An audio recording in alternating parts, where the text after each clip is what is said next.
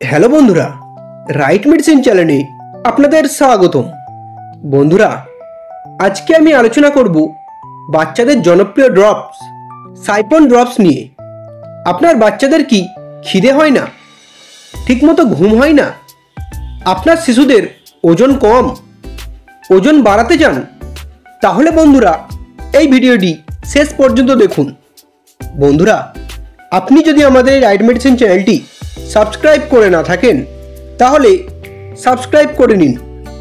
বন্ধুরা, এই সাইপন ড্রপটি ম্যানুফ্যাকচার করেছে জেনো ফার্মাসিউটিক্যাল কোম্পানি।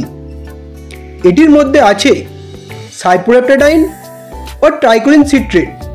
এটি 15 ml ফাইলে পাওয়া যায়, যার দাম মাত্র 67 টাকা। বন্ধুরা, এই সাইপন ড্রপটির প্রধান কাজ হচ্ছে শিশুদের খিদে ও ঘুমের সমস্যা সমাধান করা। যে সমস্ত শিশুদের খিদে হয় না তাদেরকে ডাক্তারবাবুরা এই ড্রপটি দিয়ে থাকেন তাদের খিদে বাড়িয়ে তোলার জন্য।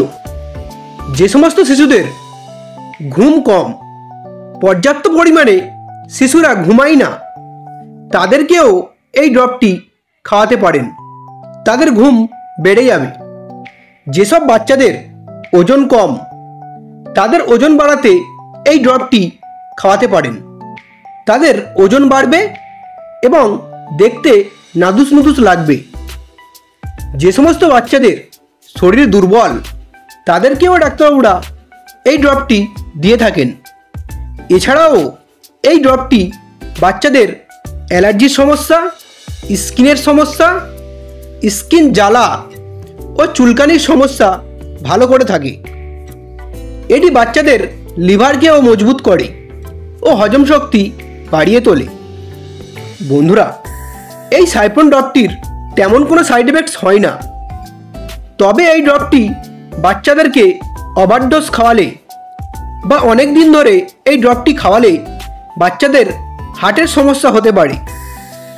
এটি বাচ্চাদেরকে ওভারডোজ খাওয়ালে বাচ্চাদের হার্ট রেট বাড়িয়ে দেয়, তাই ডাক্তারবাবুদের পরামর্শ ছাড়া এই ড্রপটি বাচ্চাদেরকে না খাওয়ানোই ভালো।